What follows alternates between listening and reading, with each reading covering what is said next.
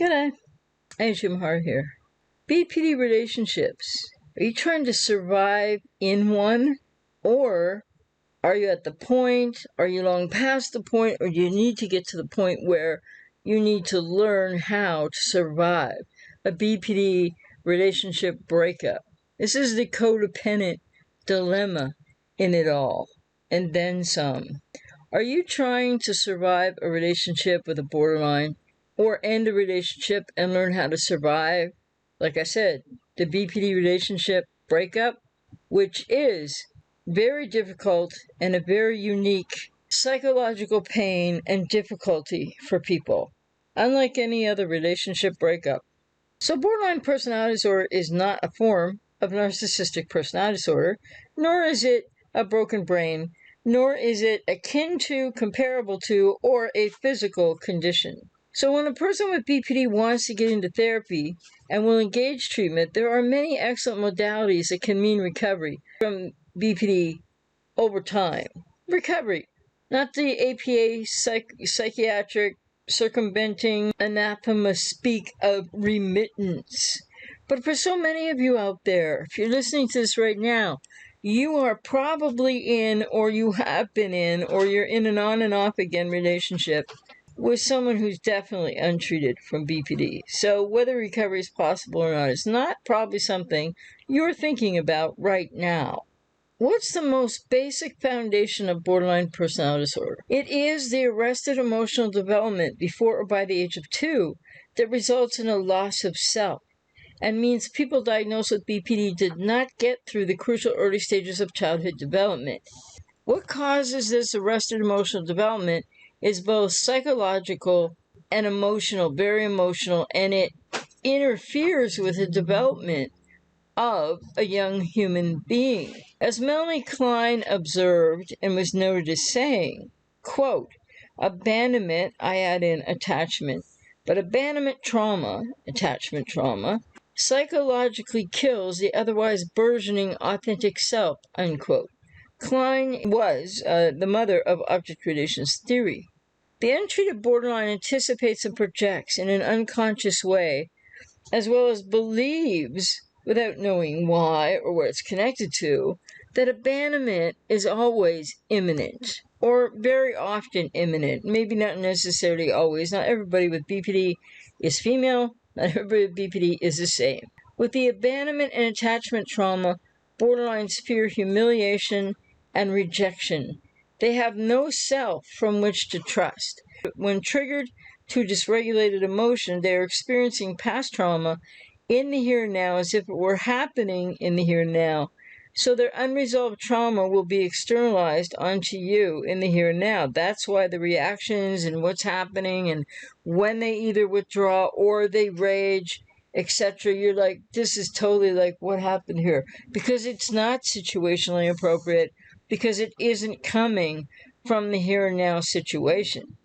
People with untreated BPD interpret everything, pretty much everything, that isn't just what they want to hear or need to hear, as rejection.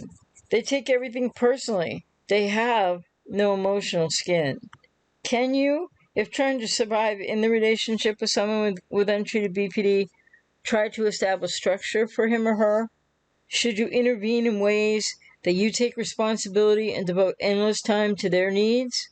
Because how many people codependency are doing that now or have done that? Should you be acting as if you are the therapist when they refuse to go to therapy? No, because this is all codependency and self-abandonment run amok. And it's very painful and traumatizing to you. And people with codependency have to remember, you're trying to survive this relationship because you're trying to not have to figure out how to survive the relationship breakup, which the borderline doesn't always give you control over making up your own mind all the time, is the trauma bond between the codependent and the untreated borderline. In trying to survive in the relationship and keep it going, can you call the borderline enough? Like, call them enough times a day, reassure them enough, stay at home with them enough, teach the borderline how to regulate his or her emotions. Can you become the external regulator of their emotions? This is what so many people with codependency are trying to do in, among other things, that hero rescuer fixer role? And the answer is no. You can't do these things because you don't have control over the other person, even though you try to take so much responsibility. Can you get a BPD partner on a structured schedule? Do you need to remind them of things constantly? And if so, does it help? Will it help? Will sticky notes help? Will recording the conversation help? Can you provide the object constancy that they lack? Can you help a borderline to slow down or stop impulsive behavior? No. And also, are people with BPD always forgetting everything and that's why they're so disorganized or maybe not that functional or from conversation to conversation aren't following things? No, it's not a matter always. Often it's not a matter of loss of memory or amnesia or anything of the sort. It's the chaotic way in which the false self in a person with untreated BPD is trying to protect constantly, and moreover, constantly protect from what? Not really you, although it seems like it's you, right? Protect from what's already happened in early childhood or childhood. The unresolved trauma is what they're constantly trying to protect themselves from, and constantly believing is happening to them in the here and now when it isn't.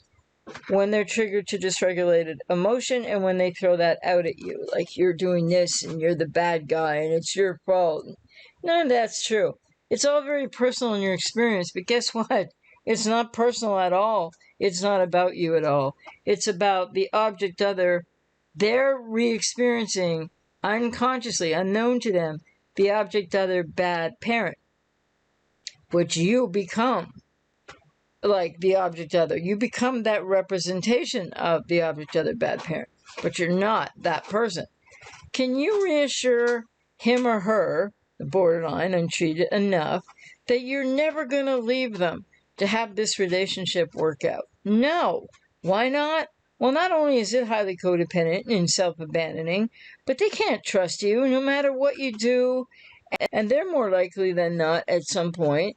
Not only are there devaluation cycles that don't really go back to idealization like in the beginning, but at some point, no matter how heroic your efforts, you may end up discarded. Not everybody gets with BPD discards or ghosts. This could happen because you don't know what that person with BPD you're with, if they haven't done this yet, you don't know what they will do or not. Some are very clingy and needy and won't leave. And then people have to make the decision to leave them. You can't change your control borderline to make a relationship work, to avoid your work that awaits you, to avoid dealing with your codependency, to avoid dealing with the family of origin, self-differentiation, and all the other pieces of what it takes to recover from these relationships and to know yourself better so that you won't get into another one. No matter what you try to do or how much you give untreated people with BPD or that untreated person with BPD in your life, they do not attach, they do not love you, they do not receive your love, and they do not have a self from which to trust you or themselves. Nothing is congruent. Nothing is stable. They are instantly often very incongruent.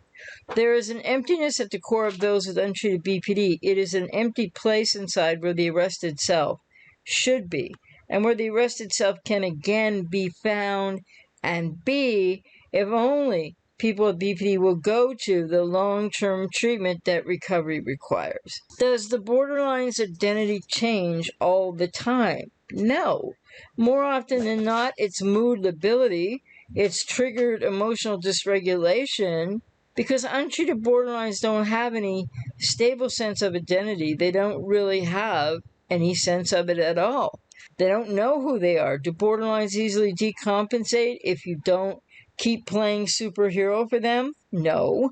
Stress, triggered emotional dysregulation, depression and anxiety are repetition compulsions, reenactment of unresolved childhood trauma. Can be really difficult to see someone in that kind of a state.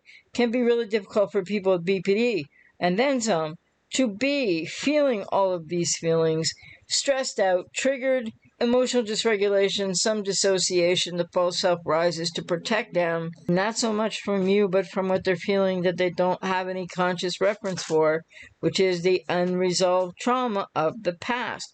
In the here and now dissociativity. So when they're stressed, when they're triggered, when all this is happening, it's the repetition, compulsion, reenactment of unresolved childhood trauma that dissociativity feels like to people with untreated BPD, that it's happening again in the here and now, and they don't have any association to what, but all the feelings they will feel and be overwhelmed by. And so it's not some kind of decompensation at all. These reactions, they are the ups and downs of the moods of those with BPD driven from deep within their unconscious.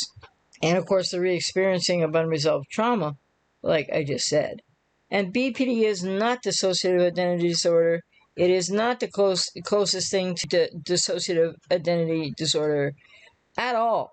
There is no proof of this. This is the flawed ideology of the pseudoscience of the American Psychiatric Association's continued attempts to pathologize BPD more, to make it, quote, medical, unquote, when it's not a broken brain, it's not a brain tumor, it's not physical. And secondary psychopathy is also flawed ideology, not scientifically or otherwise proven to be the case with people with BPD at all. BPD is, in 87% of those diagnosed, unresolved childhood trauma. You can't fix it, rescue, or control, or change a person with BPD. They need therapy, and guess what? You as a codependent, you need to fix and rescue and change yourself, and more to the point, rescue your wounded inner child and get to know yourself in a healthy, functional way instead of the codependent, dysfunctional, unhealthy relationship to and with self. And so when you realize they are not who you thought they were, it's time to go. Trying to survive and keep these toxic relationships going is codependent, psychological, emotional suicide. Very dangerous. You lose yourself. In fact, a person with codependency is at equal to greater risk at times in trying to survive in the relationship to decompensating themselves. This is not something that only happens to people with already, quote, labeled or diagnosed, mental illnesses or trauma responses, however you want to look at it.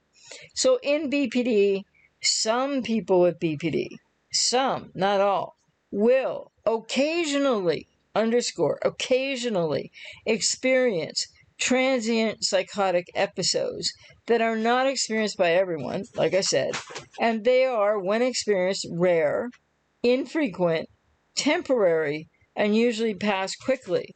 And in spite of the fact that some people with BPD can have occasional, short-lived, transient psychotic episodes, this is not every trigger to emotional dysregulation by any means. It's a whole other thing. When this happens, and it's been noted, right, by Gunderson and Millian, that people with BPD still score relatively stable. They have stable score of reality testing. So this transient psychotic, rare, infrequent, short-lived, and not across all people with BPD psychotic episode is nothing like other people out there are saying. The anxiety and or panic attacks experienced by people with untreated BPD, that's also not decompensation. They're reacting to unknown feelings in their unconscious mind. It's a incredibly driven, deep repetition compulsion cycle of the unresolved trauma that's not even sometimes consciously known by the person with BPD in the here and now. And it's not decompensation at all. There's nothing in evidence that when stressed, untreated borderlines anticipating humiliation, rejection, and abandonment has anything to do with secondary psychopathy. It's not a different self state or anything remotely like dissociative identity disorder. It is a dissociation housed within BPD as a protection that is protective, and it's protecting the borderline. It may result in them raging, lashing out, or withdrawing if they're quiet borderline. But this is the same person. It's the false self, which you come to know as more the person with BPD than who you thought they were.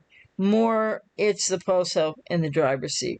And the false self is the self that takes the place of the evacuated, arrested self. So it's the same person, and perhaps a triggered younger aspect of a lost fragment of the self, but it's not a protector self state. It is the false self in borderline personality disorder. In the absence of a known self, that false self is in the lead, and that false self is the protector self, and it is also the only self state known to a person with BPD because they lack a self. When borderlines are triggered to emotional dysregulation, their unresolved trauma from the past is being re-experienced, and they are not consciously aware of this. This is when the borderline false self may rage, act in, act out to protect, but it's not a different person, like I said. It's just a different presentation. It is the false self presentation strongly. And the other thing I always want to say about that is it's not secondary psychopathy, and it's not psychosis. It is the false self within the person with BPD, after triggered dysregulated emotion, lashing out, acting in is not secondary psychopathy. Acting in and acting out is not psychosis. So if you try to mirror anything else but what they're needing, which is, to be agreed with and to be validated, that's their projective identification onto you. And when it gets severed, there's going to be a very strong reaction to that. That is, all the defenses, because it's going to trigger to all that emotional, trigger dysregulated emotion. In trying to survive and keep the relationship going, can you talk to the borderline and help him or her identify their emotions? Nope. They don't know what they're feeling or why. They don't have a stable sense at all of their emotional landscape because they don't have a self. They lack self. Self is emotionally arrested. So therefore, they really can't describe what they feel because they have no reference, no self-coherence, no self-cohesion, no self-reference for what they're feeling. This is why they need therapy, and it is long-term. They will only feel invalidated and withdraw more or rage more if you try to get them to identify their emotions, or if you try to play therapist, amateur therapist. Can you help with any anger management techniques or strategies, or cognitive behavioral interventions? No. These don't even work in therapy with people with BPD until other important work has been done.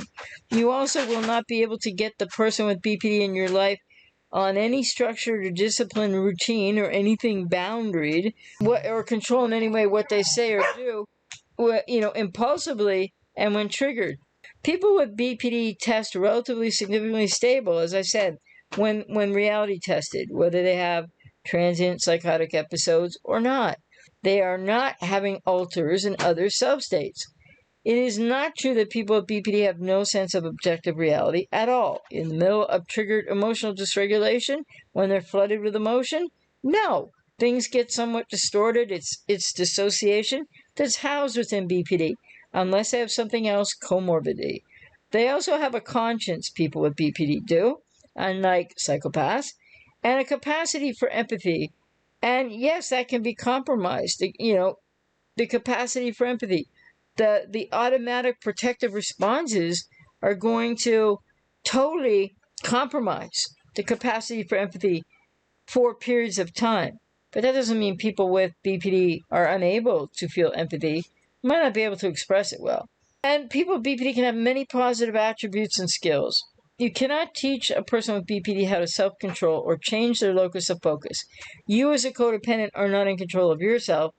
You're abandoning yourself, and you aren't even so clear as to the locus of your focus because it's gone awry. It's all externalized too. Splitting in BPD is a major defense mechanism that takes place from the unconscious, so they're not out to get you and they're not trying to destroy you.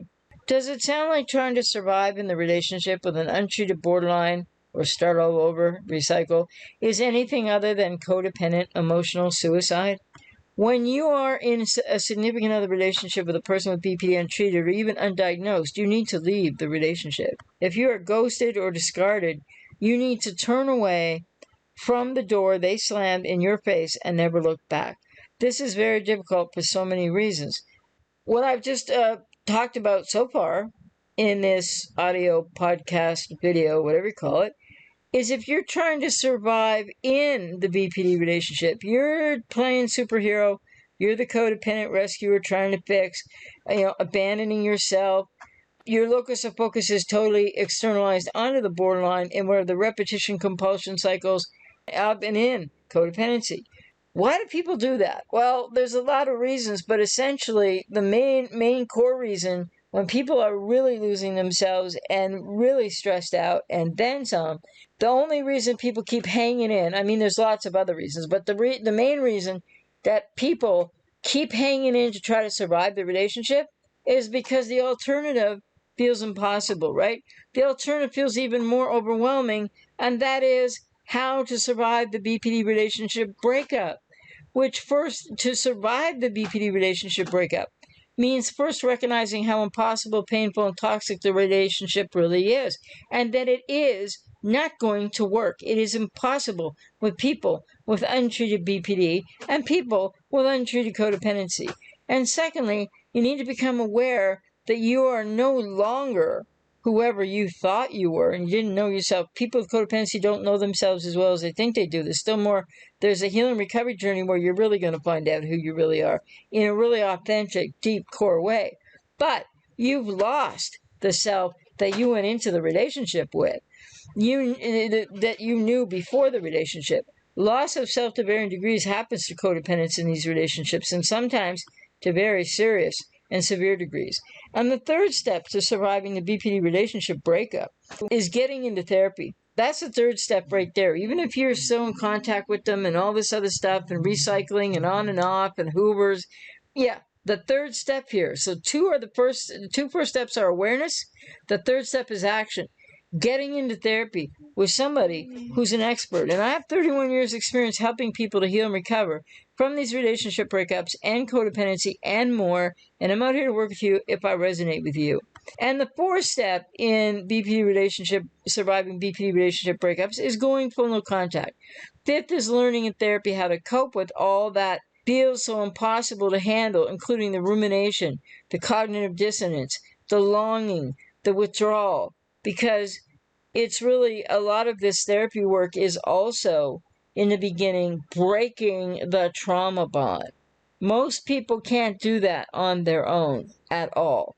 Surviving the BPD relationship breakup recovery requires therapy. You need skilled and experienced help to cope with the withdrawal, as I said, to break that trauma bond. You need then to work on your family of origin issues, inner child healing, self-differentiation, and there are many more moving pieces to this work than that. Those are some of the key core ones, and all of which will also be helping you heal from the relationship and find your own closure. Because everything and all your pain and even the entirety of the trauma bond that you think has all to do with your BPDX, no, it goes deeper than that. And the only way to find that out is to go deep into the healing work with a skilled therapist. There's no shortcuts to this, and time will not change it, and you can't do it on your own, and there's no shame in that. You need to turn away from trying to survive in the relationship to learning how to survive the BPD relationship breakup, which is a crisis, but also one of the biggest, best, later you'll feel like gifts of a growth opportunity that you could ever ask for in your life, though it will not feel like that. And again, I can't stress enough how much you need to get into therapy with a skilled professional like myself with 31 years experience in this. I'm not for everybody, but if you resonate with me, I'm out here to help you, because you need to learn how to survive the BPD relationship breakup as you go through your codependency recovery, the breakup recovery, and all that goes with that. You need to work with a skilled therapist, because nothing short of therapy is going to help you really survive and then truly become a thriver after a BPD relationship breakup.